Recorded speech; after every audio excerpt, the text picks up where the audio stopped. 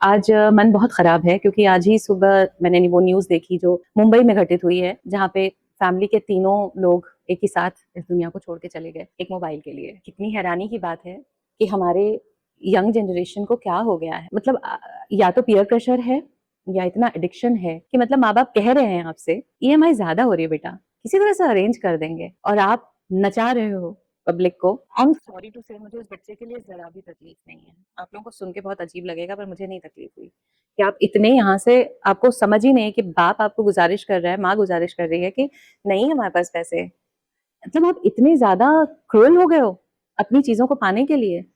क्या करते हो आप लोग माँ-बाप के लिए? ऐसा क्या करते हो आप अपने माँ-बाप के लिए कि वो आपके लिए ये सब करें?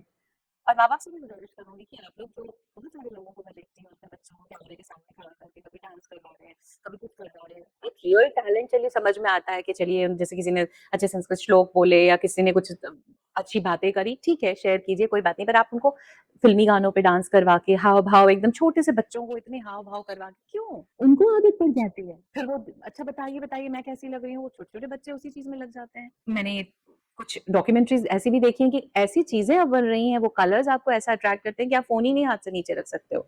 गेम है, तो गेम में आप इतने एडिक्टेड हो जाते क्या कर रहे हो? उड़ा रहे हो गाड़ियाँ, मार रहे हो एक-दूसरे को, गन चला रहे हो।